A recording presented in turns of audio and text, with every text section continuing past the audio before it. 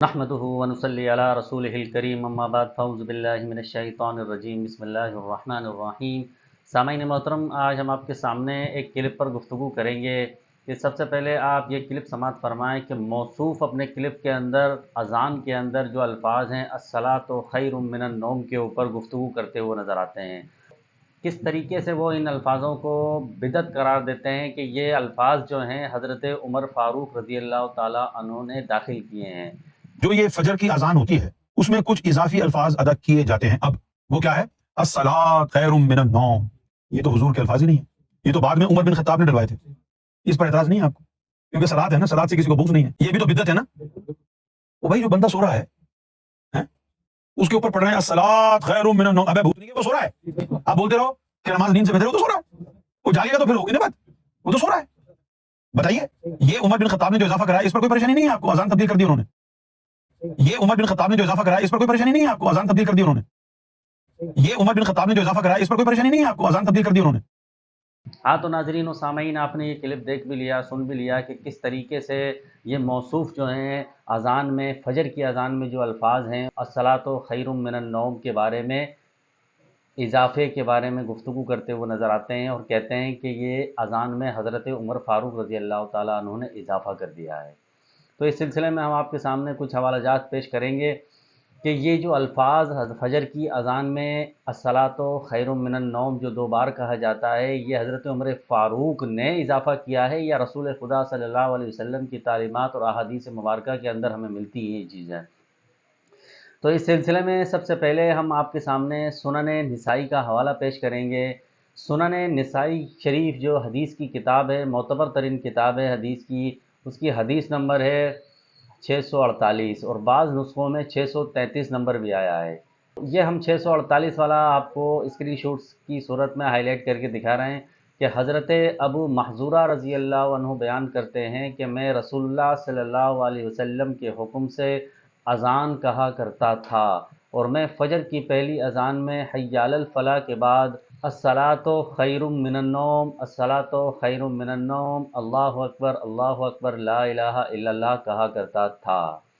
اب اس روایت سے پتہ چلتا ہے کہ یہ جو الفاظ ہیں نبی اکرم صلی اللہ علیہ وسلم کے زمانے میں ہی اور آپ علیہ الصلوۃ والسلام نے خود تعلیم فرمائے ہیں۔ حضرت ابو محذورہ صحابی رسول ہیں اور سنن نسائی کے اندر اس روایت کا احوال موجود ہے۔ یہ تو ایک کتاب تھی جس کا حوالہ ہم نے پیش کیا، اب اسی سلسلے میں ہم آپ کے سامنے دیگر حوالہ جات بھی اور پیش کر دیتے ہیں کہ موصوف کس طریقے سے عوام الناس کو، امت مسلمہ کو، نوجوانوں کو دھوکہ دیتے ہیں اس روایت کے حوالے سے۔ کاش کہ یہ چند کتابیں اگر دیکھ لیتے، پڑھ لیتے تو انہیں یہ نوبت نہیں آتی۔ اب مشکات المصابی کی شرح ہے مرقات المفاتیح شرح مشکات المصابی، یہ شرح ہے اور اس شرح کے اندر روایت موجود ہے، اور روایت اس طریقے سے، روایت کا نمبر یہ اسکرین شاٹ کی صورت میں ہائی لائٹ کر کے ہم آپ کو دکھا رہے ہیں، 645 نمبر کی یہ روایت ہے ابی محذورہ سے۔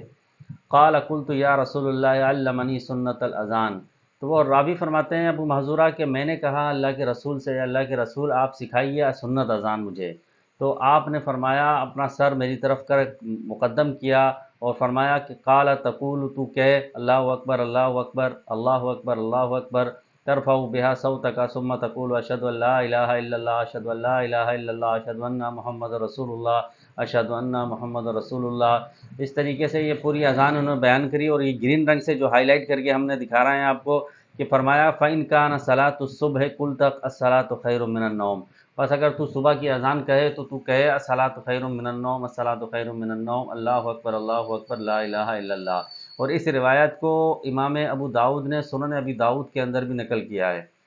کتاب الاذان کے باب میں۔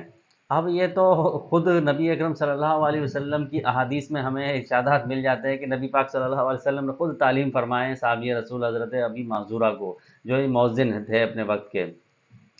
اب یہ کہنا ہے کہ یہ الفاظ حضرت عمر نے داخل کیے ہیں، حضرت عمر کا طریقہ ہے، تو یہ تو بدعت ہے، اور اس قسم کی باتیں کرنا یہ صرف جہالت کو فروغ دینے والی باتیں ہیں۔ کاش کہ یہ موصوف چند کتابیں دیکھ لیتے، کچھ مطالعے کا وقت نکال لیتے حدیث کی کتابوں میں کہ محدثین نے جو حدیثیں نقل کی ہیں ان کو اگر یہ پڑھ لیتے تو یہ بات نہیں کرتے، مگر ان کی ان باتوں سے ان کی جہالت آشکارا ہو گئی، ان کے پاس مطالعہ نہیں ہے اور اس قسم کا چورن یہ لوگ بیچتے رہتے ہیں۔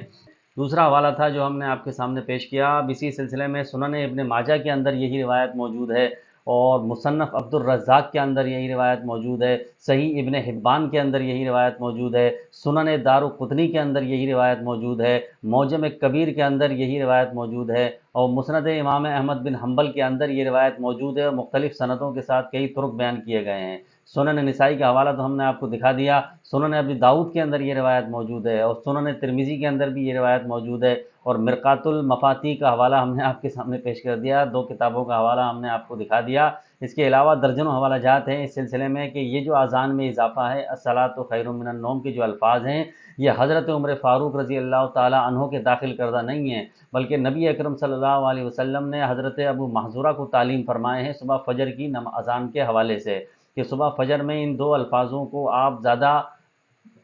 ندا دیا کرو، الصلاۃ خیر من النوم، الصلاۃ خیر من النوم، اور یہ احادیث مبارکہ کے اندر روایتیں موجود ہیں، اور درجنوں مقامات پر یہ روایتیں موجود ہیں، مگر ایک چورن بیچنا تھا ان موصوف کو اور عوام کو دھوکہ دینا تھا۔ لوگوں نے کون سی تحقیق کرنی ہے، کون سا کتابوں کے سمندر میں غوطہ زنی کرنی ہے، کون سی کتابیں کھنگالنی ہے، روایتیں کھنگالنی ہیں، ان کو تو صرف سنی سنائی باتوں پر یقین کرنا ہے۔ تو اس قسم کے لوگ آج سوشل میڈیا کے اوپر بیٹھ کر عوام الناس و امت مسلمہ کے لوگوں کو، نوجوانوں کو دھوکہ دینے کی کوشش کرتے ہیں، اور حضرت عمر فاروق رضی اللہ تعالی عنہ کی شان میں تنقیص نکالنا اور یہ کہنا کہ حضرت عمر نے بدعت ایجاد کر دی اور یہ حضرت عمر کے داخل کیے ہوئے الفاظ ہیں، یہ سراسر گمراہی ہے، بددیانتی ہے،